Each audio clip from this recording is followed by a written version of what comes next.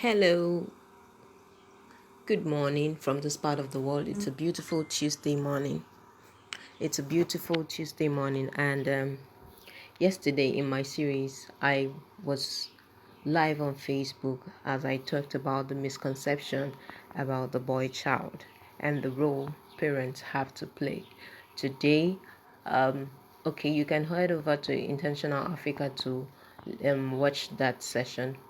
It's a very short, 5 minutes plus. So you can head over to Intentional Africa to get that replay. It's still up. Today, I want to talk about the topic I'll be discussing is who will teach the boy child? Who will teach the boy child? Okay.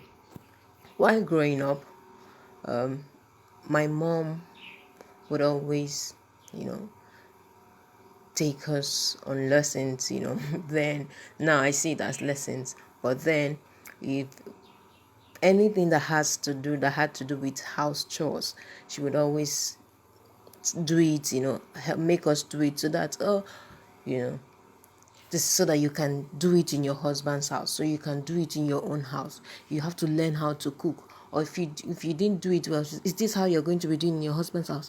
Is this how you're going to do in your own? Is this how you're going to raise your child? Is this how you're going to raise your own children? Is this how you're going to take care of your husband? Everything we did was pointing us to the future of becoming good wives, great mothers, and better women.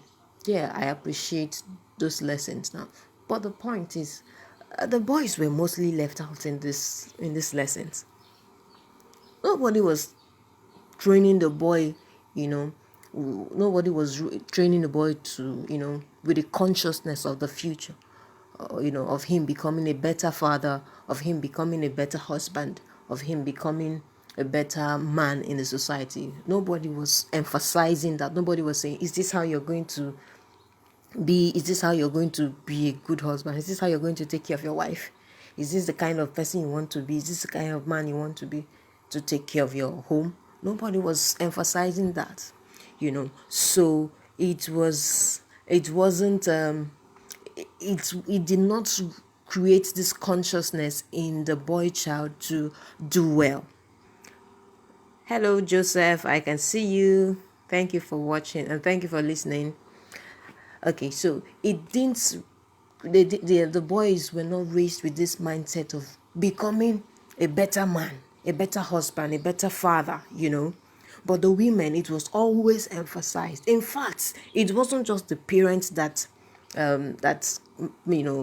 carried this training on their head. Even society will join and say, see this one, is this how you're going to dress and get married? Is this how you're going to do and become a good wife? Is this how you're going to do it for your children? Everybody was always pointing the woman to her future. Okay, you're going to be a mother someday, you're going to be a woman someday, you're going to be someone's wife someday.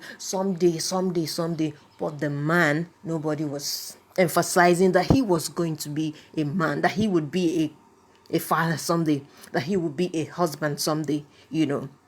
So you have boys, grow up to be teenagers with dysfunctional mindsets. So they can do things and get away with it, but the ladies cannot do anything and get away with it without society, talking the hell out of them.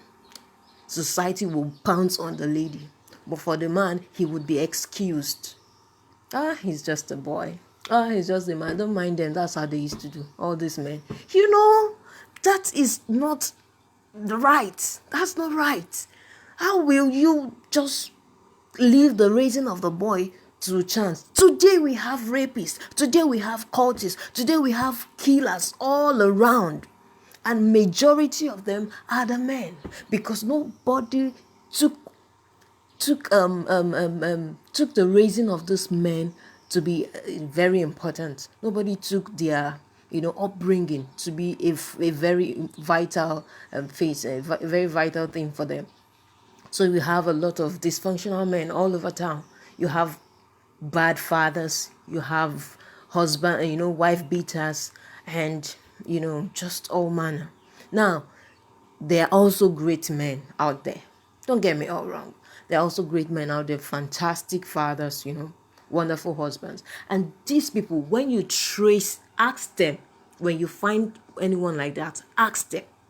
They will tell you that while growing up, the person they lived with is either they saw the way this person or these people lived their lives and decided to follow the same path, or their fathers would always emphasize, or the way their fathers would look at them will make them to, I used to say something like, the fear of your father is the beginning of wisdom.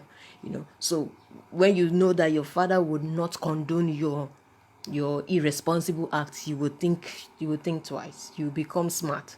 So, but when they don't have such people to guide them, you see men, just misbehaving all around, and nobody will question them. It's they're excused for it is the men. So as a parent, what do you have to do? As a neighbor, as a responsible and concerned citizen, what do you have to do? You have to help as a parent while you're teaching your girls to learn how to cook, learn how to clean, learn how to do this, learn how to do that, learn how to be a good girl, a great woman, and a wonderful wife and mother. Please teach the boy also. Don't leave him to just stray. Don't leave him like that. Auntie Mo, I can see you. Thank you for stopping by. Thank you. So don't leave the boys to the raising of the boys to chance. Who will do it if you don't do it? That is why we have irresponsible men all over town. Now we are talking about rape. Everybody's talking about rape. Who did this to us? We were there. We're out there protecting the girl child. It's not bad. I am a girl, so I mean it's not bad. But who are the people? Who are the people, the preys? I mean the predators. Who are the people that look at doing this harm? It's not the boys. It's not the men. Especially, mostly the men. So when you don't train him well, nature abhors vacuum. Another thing will take over. Another spirit will take over. If as a family or as a parent, you don't teach your child the fear of God, another spirit will take over him. Especially if he doesn't have any other person he's looking up to help him, guide him through. Another spirit will take over him, and you won't always like that. So you have to be intentional. That is why I'm here.